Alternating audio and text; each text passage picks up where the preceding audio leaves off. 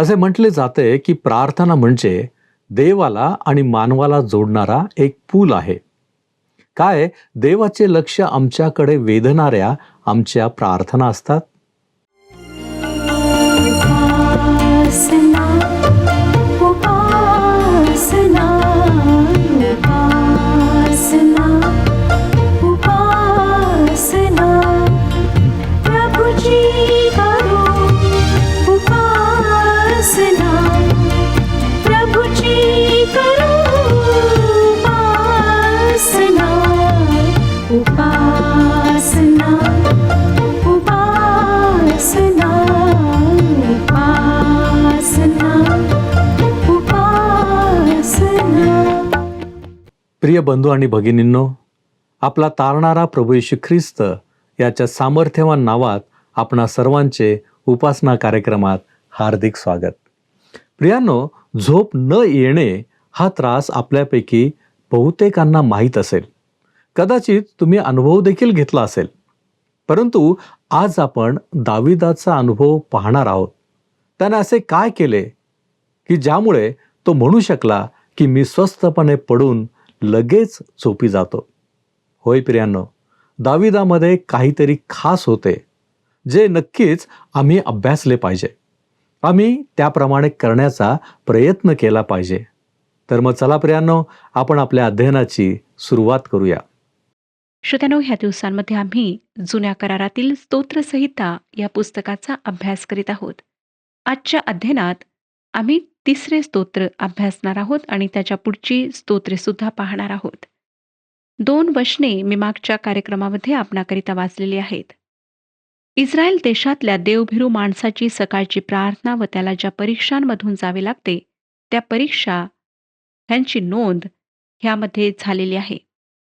2रे स्तोत्र व 8वे स्तोत्र येशू ख्रिस्ताविषयी आहेत व या दोन्ही स्तोत्रांच्या मधली 3 ते 7 ही स्तोत्रे एखाद्या सांध्याप्रमाणे किंवा पुलाप्रमाणे आहेत. 2ऱ्या स्तोत्राला 8व्या स्तोत्राशी जोडणारे आहेत.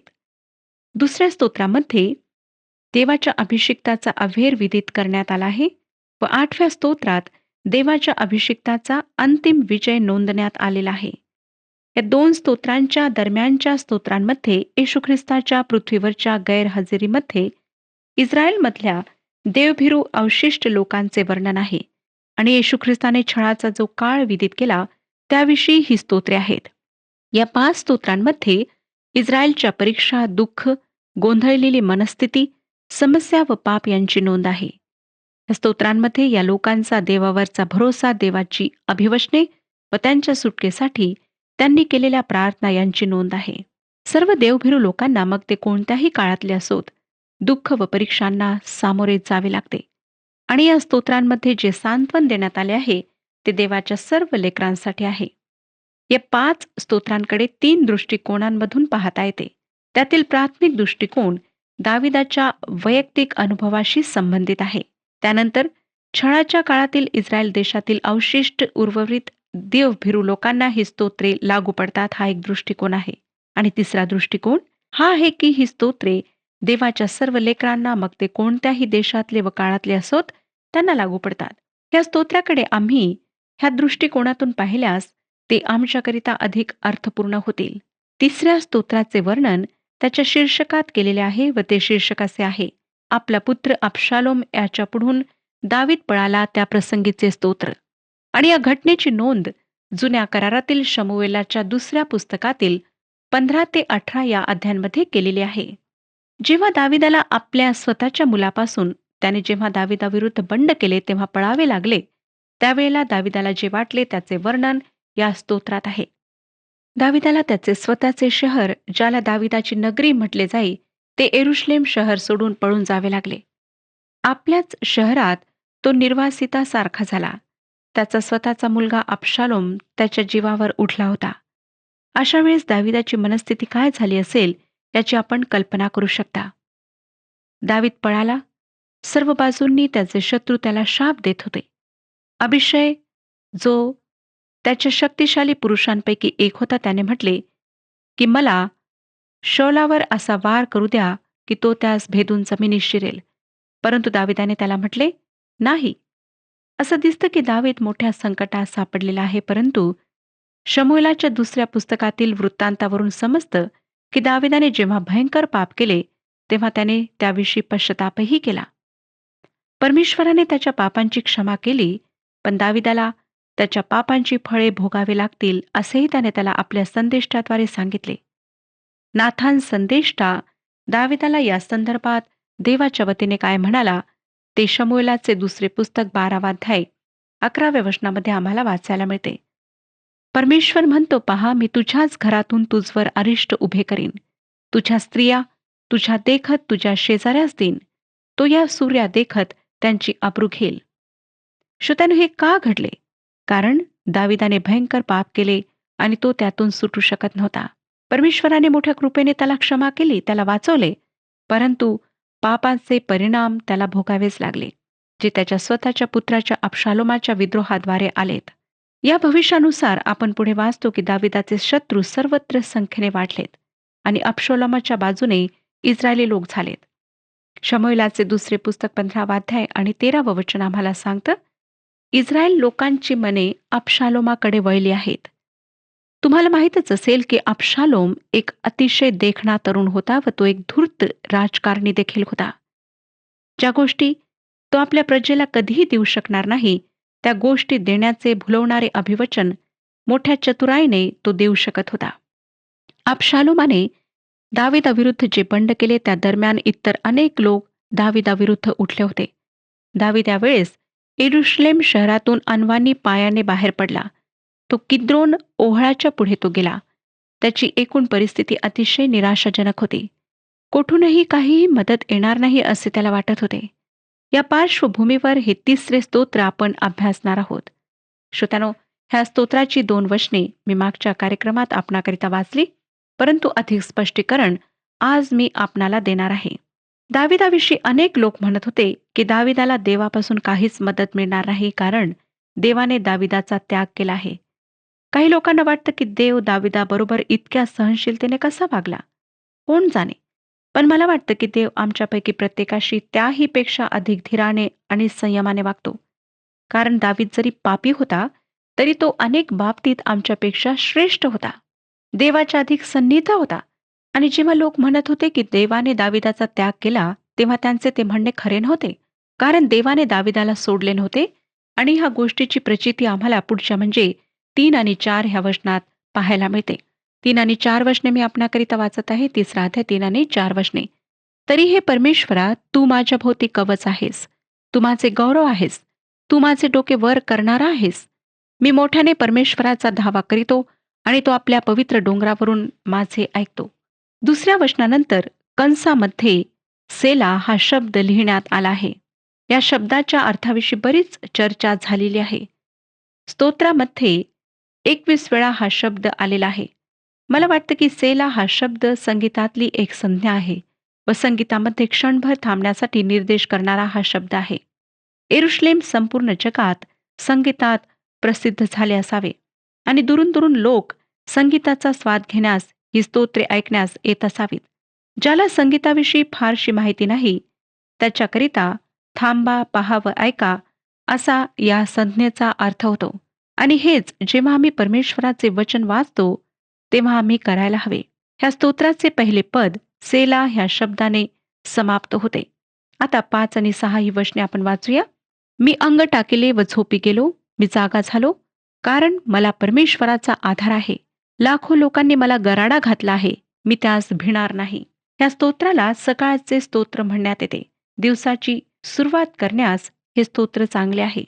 जो माणूस खरोखर देवावर संपूर्णपणे भाव ठेवतो, त्याच्या हाती आपल्या सर्व काळजा सोपवून देतो, तोच माणूस अशा प्रकारे म्हणू शकतो की मी अंग टाकले व झोपी गेलो. दाविदाचा सर्व भाव परमेश्वरावर होता, म्हणून त्याला जरी शत्रूंनी गराडा घातलेला होता, त्याच्यासमोर जरी समस्यांचा डोंगर होता, तरी त्याला रात्रीची शांत निद्रा मिळत होती. समस्यांमुळे त्याला अजिबात निद्रानाशाचा विकार जडला नव्हता. झोप येण्यासाठी त्याला झोपेच्या गोळ्यांची गरज नव्हती.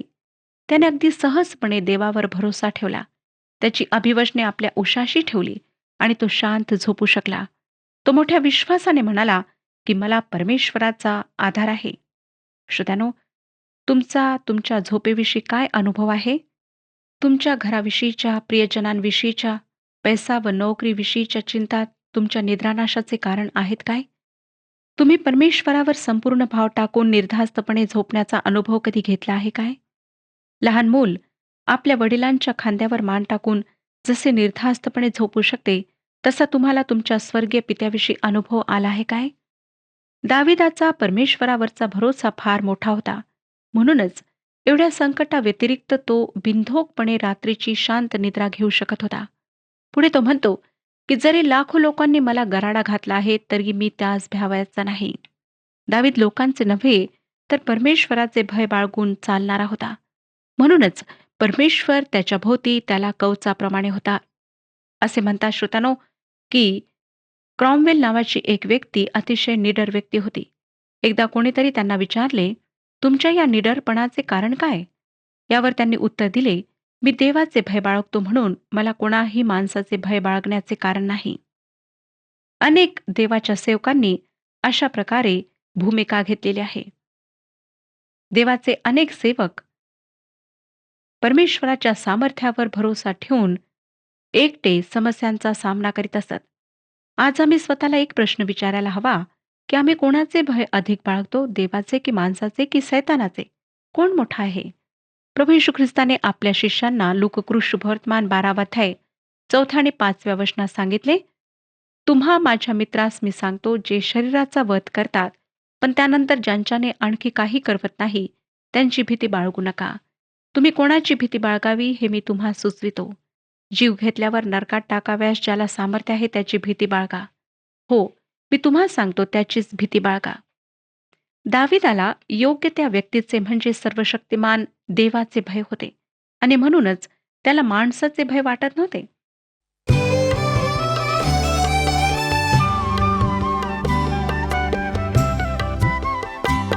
हे आकाश ही धरती तू शब्द बोलला झाले या माती मधुनी मानव घडुनी सजीव त्याला केले.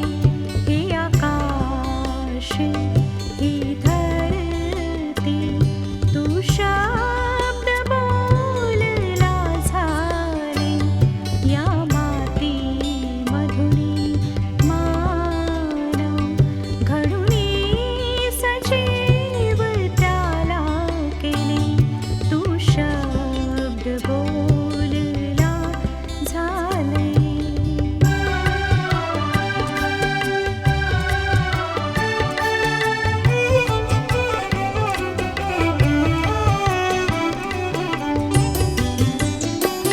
तू सागर जलधी धरितो आपल्या सहज अंजलीत अन उधळून तारे देतो आकाश अंबरात. तू मुख श्वासाने आकाशातील सैन्य आहे निर्मिले. हे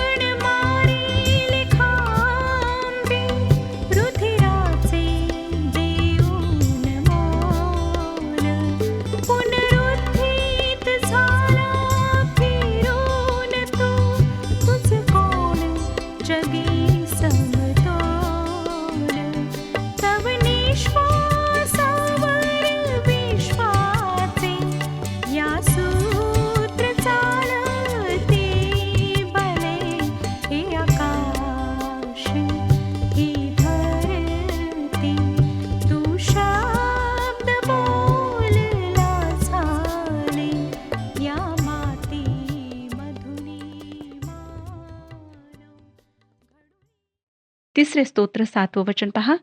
हे परमेश्वरा उठ, माझ्या देवा मला तार. तू माझ्या सर्व वैऱ्यांच्या तोंडात मारिले आहे.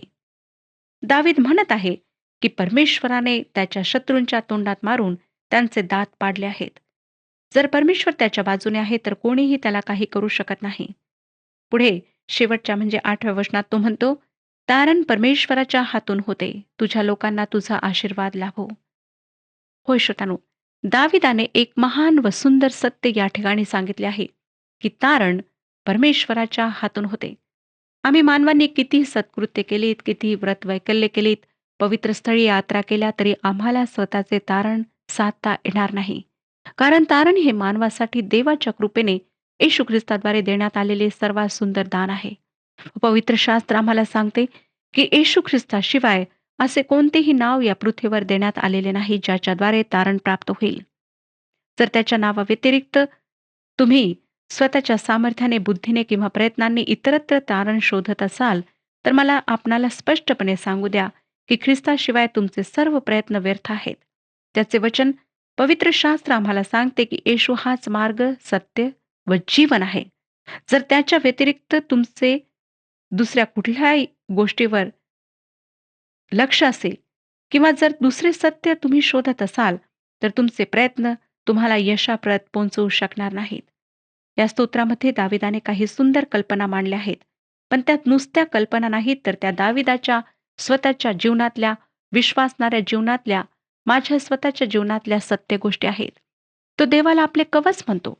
श्रोत्यानो, जेव्हा आम्ही आमच्या प्रेमळ पित्याला आमचा आश्रय बनवतो तेव्हा तो आमच्या भोवती आपल्या अभेद्य कृपेचे वेष्टन ठेवतो व कोणतीही शक्ती ते कवच फोडून आम्हाला इजा करू शकत नाही.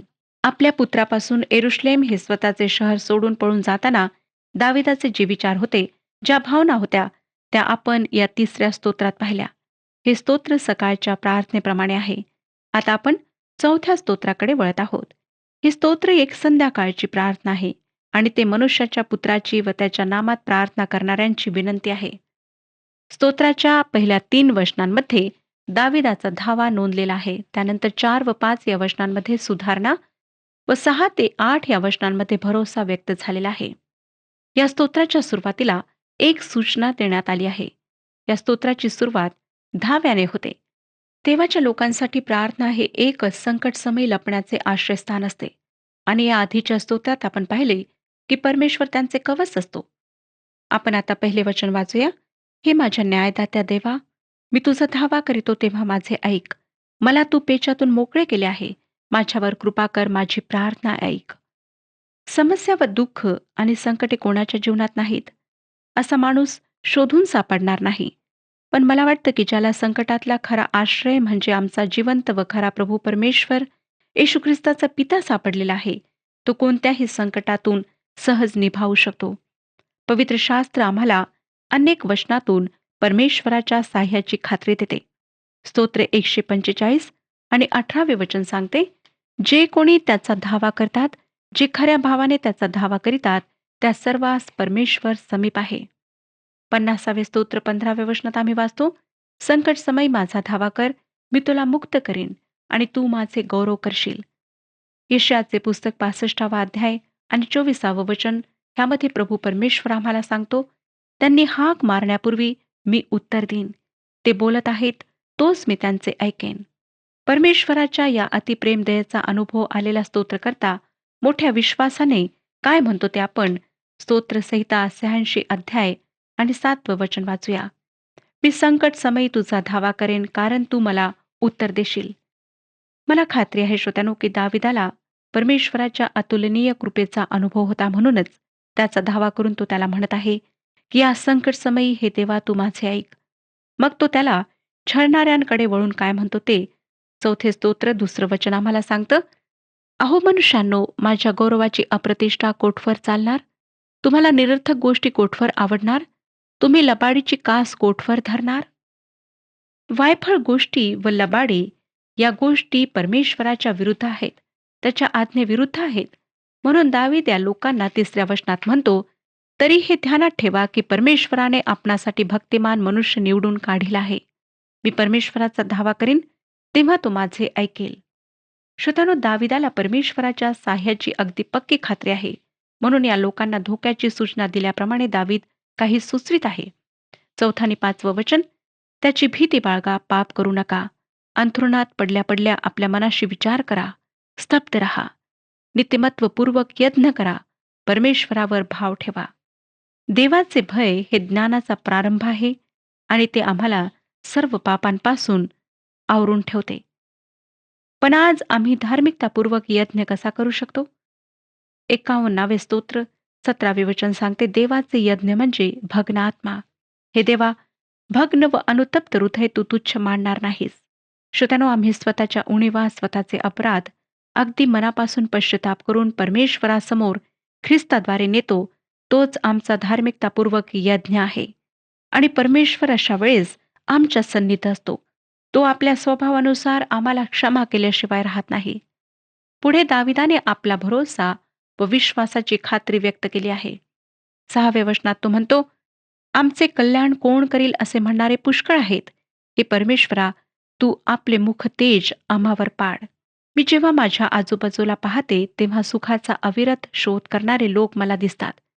ते वेगवेगळ्या नेत्यांकडे जातात, अनेक गोष्टी करून पाहतात, यासाठी की त्यांना चांगले दिवस दिसावेत. पण ते जिवंत व खऱ्या देवाकडे येत नाहीत. म्हणून परमेश्वराचे वचन आम्हाला 37 स्तोत्र 3 आणि 4 वचनांमध्ये फार स्पष्टपणे सांगते, यहोवावर भाव ठेव व सदाचाराने वाग. देशात वस्ती करून राहा. सत्याचे अवलंबन कर, म्हणजे परमेश्वराच्या ठायी तुला आनंद प्राप्त होईल. तो तुझे मनोरथ पूर्ण करेल. कित्येक लोक चांगले दिवस प्राप्त व्हावेत म्हणून सतत प्रयत्नशील राहतात. पण हा आशीर्वादही केवळ देवापासून, जिवंत व खऱ्या देवापासूनच प्राप्त होतो. म्हणून दावीद प्रभू परमेश्वराजवळ विनंती करतो की त्याने दाविदावर आपला मुख प्रकाश पाडावा. पुढे तो 7व्या आणि 8व्या वचनात म्हणतो, धान्याची व द्राक्षरसाची समृद्धी झाली म्हणजे लोकांस जो आनंद होतो त्यापेक्षा अधिक आनंद तू माझ्या मनात उत्पन्न केला आहे. मी स्वस्थपणे पडून लागलाच झोपी जातो, कारण हे परमेश्वरा, तूच मला एकांतात निर्भय ठेवितोस. मला वाटतं श्रोत्यानो, कित्येकदा आम्ही भौतिक सुखाची प्राप्ती झाल्याने आनंदित होतो, पण या ठिकाणी दावीद त्याहीपेक्षा वेगळे काहीतरी सांगत आहे. तो म्हणतो, यापेक्षाही अधिक आनंद देवाने त्याच्या हृदयात निर्माण केला आहे. तुम्ही तुमची आर्थिक स्थिती निराशाजनक असली तरी परमेश्वराचा अवर्णनीय आनंद अनुभवला आहे काय? हबक्कूक नावाच्या संदेष्टाला या आनंदाचा अनुभव होता. मला खात्री आहे की सर्वच विश्वासणाऱ्यांचा हाच अनुभव आहे. हबक्कूक 3 अध्याय 17 आणि 18 वचनात म्हणतो, अंजिराचे झाड न फुलले, द्राक्षीच्या वेलीस फळ न आले, जैतुनाचे उत्पन्न बुडाले, शेतात धान्य न पिकले, मेंढवाड्यातले कळप नाहीतसे झाले व गोठ्यात गुरेढोरे न उरली, तरी मी परमेश्वराच्या ठायी हर्ष पावेन. मला तारण देणाऱ्या देवाविषयी मी उल्हास करेन. परमेश्वराचा आनंद आमच्या भौतिक सुखांच्या पलीकडचा आहे. तो आम्हाला सार्वकालिक जीवनाची खात्री देणारा, सुरक्षिततेची प्रखर जाणीव देणारा परमेश्वर आहे. जर ह्या परमेश्वराशी आपली ओळख झालेली नाही तर आज आपणाजवळ संधी आहे. आता श्रोत्यानो, 5वे स्तोत्र एक सकाळची प्रार्थना आहे व त्यामध्ये देवभीरू व्यक्तीने संकटसमी केलेला धावा आहे. 5वे स्तोत्र 1 ते 3 वचने सांगतात, हे परमेश्वरा, माझ्या बोलण्याकडे कान दे, माझ्या चिंतनाकडे लक्ष दे. हे माझ्या राजा, माझ्या देवा, माझ्या धाव्याच्या वाणीकडे कान दे. मी तुझी प्रार्थना करीत आहे. हे परमेश्वरा, प्रातःकाळी तू माझी वाणी ऐकतोस. सकाळी मी प्रार्थना व्यवस्थित रचून तुला सादर करीन आणि तुझी प्रतीक्षा करीत राहीन. पहाटेच्या समयी आपल्या निर्माणकर्त्या देवाला स्मरण्या इतके सुंदर दुसरे कोणतेही काम नाही. जेव्हा धावपळीच्या दिवसाची अजून सुरुवात झालेली नसते, पहाटेची नीरव शांतता असते, तेव्हा स्वर्गीय पित्याच्या चरणाशी बसून त्याची प्रेमदया स्मरणे किती आनंददायक आहे हे देवाचे लोक चांगल्या प्रकारे ओळखतात. मला माहीत नाही श्रोत्यानो की सकाळची वेळ आपण कशा प्रकारे घालवता, कशा प्रकारे दिवसाची सुरुवात करता, परंतु प्रार्थनेमध्ये वेळ घालून पहा. आपल्या निर्माणकर्त्या, सृष्टीकर्त्या परमेश्वराचे स्तवन करा. आपणाला एक आगळाच आनंद प्राप्त होईल. 4 ते 7 वचने पुढे सांगतात, कारण तू दुष्टाईची आवड धरणारा देव नाहीस, दुष्टपणाला तुझ्याजवळ थारा नाही. तुझ्या दृष्टीपुढे बढाई मारणारे टिकणार नाहीत. सर्व कुकर्म करणाऱ्यांचा तुला तिटकार आहे. असत्य भाषण करणाऱ्यांचा तू नाश करीतोस. खुनी व कपटी मनुष्याचा परमेश्वराला वीट येतो. मी तर तुझ्या अपार कृपेने तुझ्या घरात येईन. तुझी भीड धरून तुझ्या पवित्र मंदिराकडे तोंड करून दंडवत घालीन. श्रोत्यानो, ह्याही परिस्थितीमध्ये दावीद किती चांगल्या प्रकारे परमेश्वराची स्तुती करीत आहे आणि कशा प्रकारे त्याच्यावर विसंबून राहत आहे हे आम्हाला दिसते. दुसऱ्या शब्दांमध्ये सांगायचे झाले तर परमेश्वर कोणताही दुष्टपणा चालवून घेत नाही. त्याला कुकर्म व सर्व प्रकारची पातके यांचा वीट आहे. आमचा प्रभू पिता अत्यंत पवित्र देव आहे. तो न्याय आहे, म्हणून कोणतेही पाप कोणताही अन्याय त्याला सहन होत नाही. प्रभू परमेश्वर ह्या विषयात आपले मार्गदर्शन करो आणि आपणाला आशीर्वाद देव.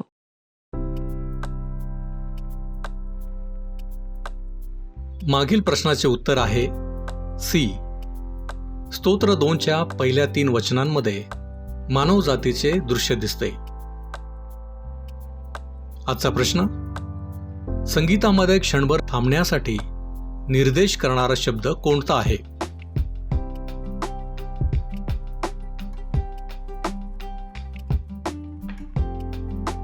प्रियांनो, या प्रश्नाचे उत्तर उद्या सकाळी 6 वाजण्याच्या आधी पर्याय ए, बी, सी किंवा डी लिहून आपले नाव, पत्ता आणि ठिकाण यासोबत मोबाईल नंबर 7021474742 वर SMS किंवा व्हॉट्सअप करा.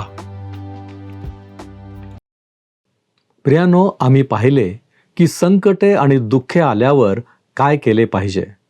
आम्ही देवाचा धावा केला पाहिजे.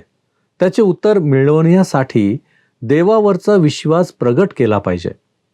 त्याच्या दयेवर विश्वास ठेवून आम्ही त्याचे भय बाळगले पाहिजे. आमच्या प्रातःकाळच्या प्रार्थना आणि सायंकाळच्या प्रार्थना आम्ही देवासमोर सादर केल्या पाहिजेत. जेव्हा आम्ही या गोष्टी करतो तेव्हा देवाची कृपा आम्ही अनुभवतो आणि परमेश्वर आमचा आधार बनतो. तो आम्हाला शांत झोप देतो. असे करण्याचे आणि देवाचे चांगुलपण प्राप्त करून घेण्यासाठी आपले काही प्रयत्न असतील काय? विचार करा. आपण प्रार्थना करूया.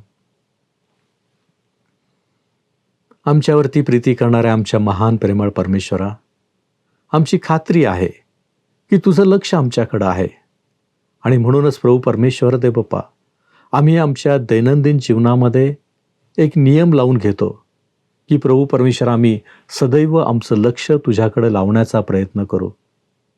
सकाळची वेळ असेल, सायंकाळची वेळ असेल किंवा कोणतीही वेळ असेल, प्रभूजी, आम्ही तुझ्याकडे आमच्या प्रार्थना सादर करू. होय प्रभूजी, आम्हाला ठाऊक आहे की झोपेत देखील तू आमच्या गरजा पुरविणारा आमचा महान परमेश्वर आहे आणि म्हणूनच प्रभू परमेश्वर दे बाप्पा, आम्ही आमच्या जीवनामध्ये आवश्यक असलेल्या गोष्टींसाठी केवळ तुझ्याकडे यावं म्हणून तू आम्हाला सहाय्य कर. प्रभूजी, आमची खात्री आहे आत्तापर्यंत या गोष्टी तू आम्हाला दिलेल्या आहेस, तसंच येणाऱ्या दिवसांमध्ये देखील या सर्व गोष्टी देऊन तू आम्हाला आशीर्वादित करणार आहेस. आणि म्हणूनच बापा, या सर्व विनंत्या, या मागण्या येशू ख्रिस्त आमचा प्रभू याच्याद्वारे मागतो म्हणून तू ऐक. आमेन. विश्वास ठेवा आणि देवाचे गौरव पहा. प्रभू आपणाबरोबर सदैव असो.